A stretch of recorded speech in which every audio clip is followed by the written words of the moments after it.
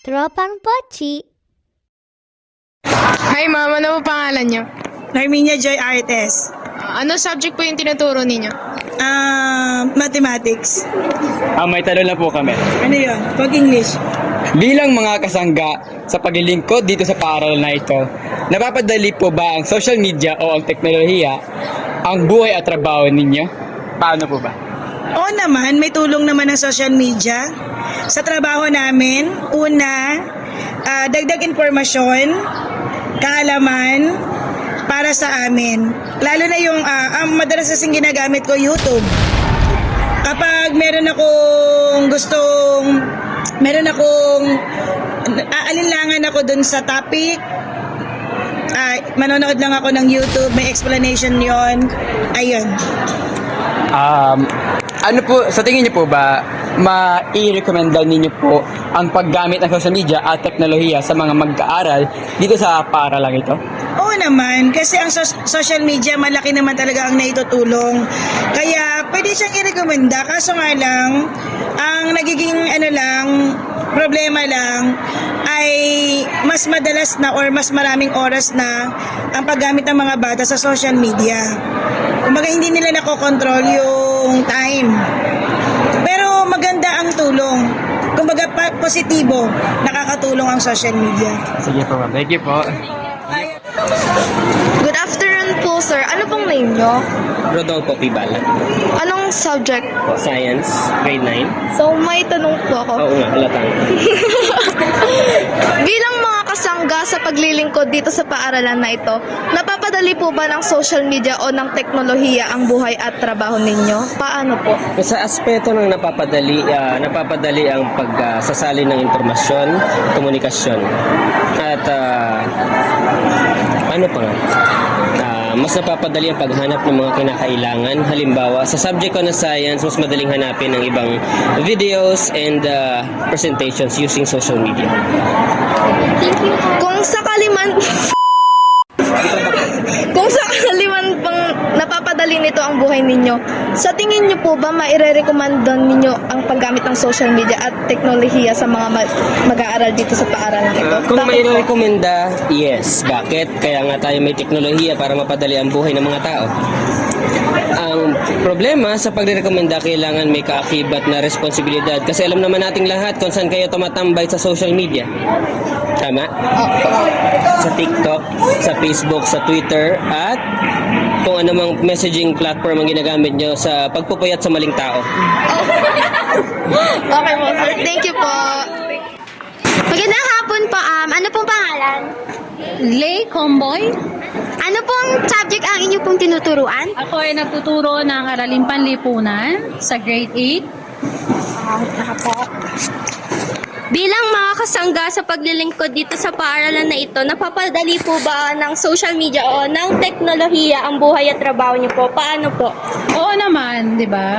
Lalo na halimbawa na lamang ng pandemic, 'di ba? So mas napadali o mas naging accessible yung ating napadali yung ating komunikasyon, 'di ba? Naging accessible din yung information, 'di ba? Lalo na ako na nagtuturo ako ng Araling Panlipunan. So mostly o more on history, 'di ba, yung ating pinag-aaralan. So kung saan limited yung ating mga libro, 'di ba?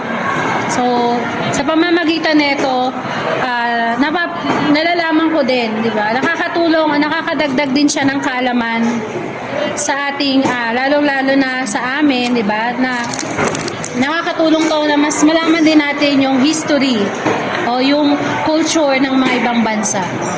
So, yun lang. Kung sakali man pong napapadali nito ang buhay nyo, sa tingin nyo po ba, maire-recommenda nyo po ang paggamit ng social media at teknolohiya sa mga mag-aaral dito sa paaralang ito? Bakit po? Oo naman, but in moderation, di ba? Moderate lang.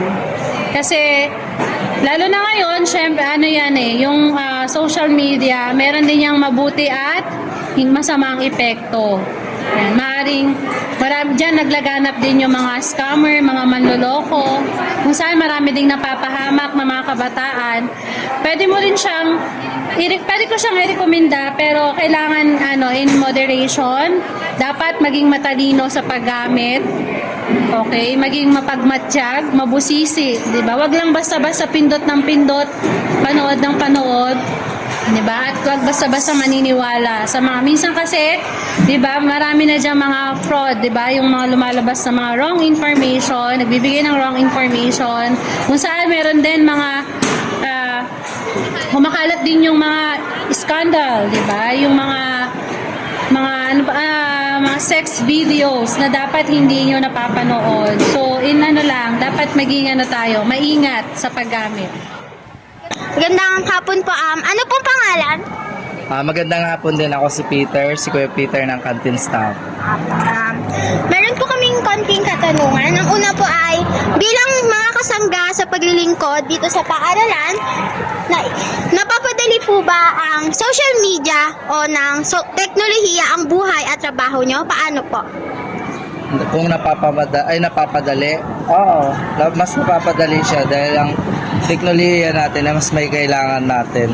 Kasi nga, doon tayo, pwede tayong mag-research doon kung ano may gusto nating alamin, mga bagay-bagay. So, napaka-importante. Yun lang. Napaka-importante. At kung sakali man pong napapadali nito ang buhay nyo, sa tingin nyo po ba mairerekomenda nyo ito ang paggamit ng social media at teknolohiya sa mga mag-aaral dito sa paaralan ito? Bakit po? Napaka-importante kasi ito rin nagkakaroon tayo ng kaisipan para in case na hindi natin alam, pwede tayo mag-research or mas napapakinabangan siya kaysa noon. Pero yung dati kasi is walang social media. Compare ngayon is mga teknolohiya na ang dami ng nagagawa ng mga Pilipino. Thank you po!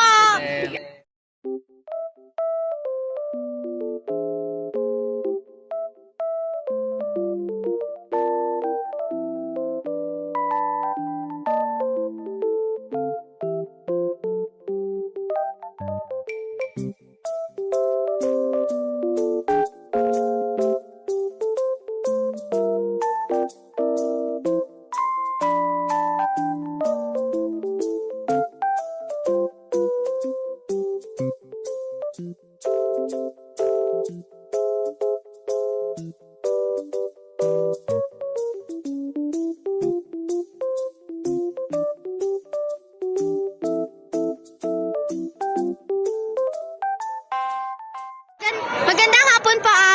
Ano pong pangalan? Jackie po. Sofia. Ano pong grade? Po? Ano pong grade? Date? Grade. Grade? Grade 10 po.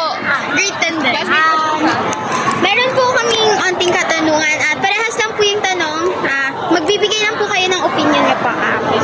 Sa inyo pong palagay, ano-ano ang mga hindi magagandang na idudulot ng paggamit ng social media at teknolohiya? Ano po, yung hindi po magandang nadudulot ng teknolohiya po is naaano po ng mga kabataan, like naaano po nila na lagi po nilang nagagamit, tapos wala na po silang time para po sa labas, para po mag-exercise, ganun. Kasi po lagi po sila nakahawak ng cellphone, gadgets, ganun po. Para sa akin ng teknolohiya at social media is masama siya pag nasosobra ng isang bata, lalo na yung mga estudyante. Kasi more likely yung teknolohiya, ginagamit lang natin siya minsan pang search lang biglang, pati nga exam sinesearch na natin. Yung sa social media naman, parang same lang sa kanya, more na nagsa-social media lang tayo, the more na naiwasan tayo lumabas or magkaroon ng extracurricular activities. Magandang hapon po. Ano pong pangalan? Daniel Estrada, Ano pong grade at section? grade 10, determinable. Bali po, magbibigay po ako ng tanong at magbibigay lang po kayo ng opinion tungkol po dito. Sa inyo pong palagay, ano-ano ang mga hindi magandang naidudulot ng paggamit ng social media at teknolohiya? Ang sa social media, siguro alam naman na to ng lahat, pero syempre 'di ba madaming gumagamit ng social media, so madami ding napopost. So yung mga gumagamit din ng yung ibang gumagamit ng social media, may nakikita silang mga hindi dapat, mas lalo na yung mga bata na gumagamit ng social media, na expose sila sa explicit content, sa mga gore ganyan na hindi talaga dapat makikita ng mga bata na sa edad nila. Sa teknolohiya naman, masasabi din natin na mas nagiging tamad ang mga tao, inaasa lahat sa teknolohiya, tulad ng ayun nga sa mga kotse natin, 'di ba? Konting lakarin lang pwede gawin, pero kinokotse pa nila. So syempre sayang sa natural resources natin kasi nakaka-pollute pa ng kapaligiran natin. Tapos yung bago yung robots na nilalagay sa mga malls, yung papalit sa mga servers, isa din yun, madaming tao ang mawawalan ng trabaho. So ang tao is nakaas na talaga sa technology para makabawas sa mga gastusin, pero ang bawas na gastusin na yon, madami din namang maapektuhan dahil mawawalan silang trabaho. Magandang hapon po. Ano pong pangalan? Ako si Clarence Chill, Ano pong grade and section? grade 12 reflective. Magbibigay po kami ng tanong at magbibigay lang po kayo ng opinion nyo tungkol po dito. Sa inyo pong palagay, ano-ano ang mga hindi magandang na idudulot ng paggamit ng social media at teknolohiya? Ang hindi wastong paggamit ng social media ay minsan tayo ay nagbabahagi ng maling impormasyon kung ito ay nagmula sa ibang source ng ating pinagkukunan. Then, ang paggamit naman ng teknolohiya is mas advanced na natin na kuha yung mga information ng mga ibang tao or kaya mga bagay or kaya mga nangyari sa bansa natin. Thank you po.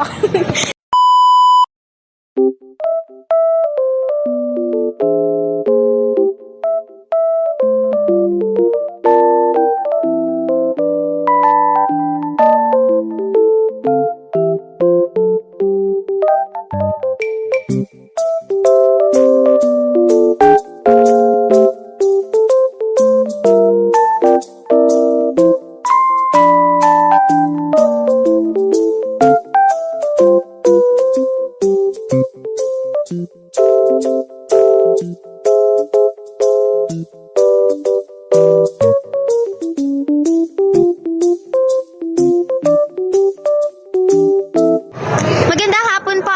Ano pong pangalan? Ako po si Zyren from 10 Responsible. Bali po, magbibigay lang po kayo ng opinion at may sasabihin po kaming tanong at bibigay nyo lang po ang opinion ninyo dito. Aming pong tanong ay, sa inyong palagay, ano ang mga hindi magagandang na idudulot ng social media at teknolohiya sa mga katulad nating mag-aaral? Ayun nga, unang-una yung kalusugan natin kasi lalo na yung mga mata natin kasi madalas tayong nakatutok sa mga phone. So, pwedeng matamaan yung mata natin ng sobrang lala.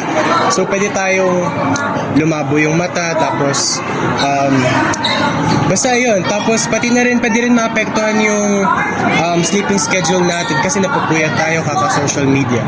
Ayun. Thank you. Uy, ulit! Ulit! 1, 2, 3, go! Hi, mama na po pangalan.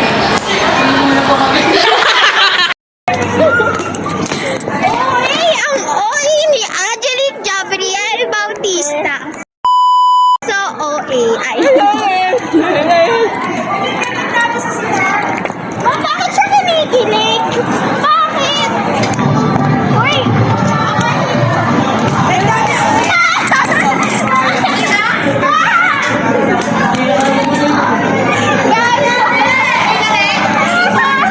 Where's the video?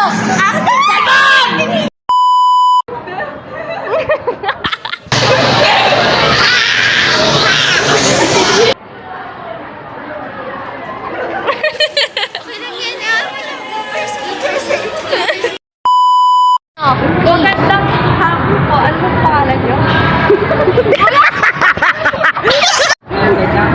Go! Magandang araw po. Ano po pangalan nyo?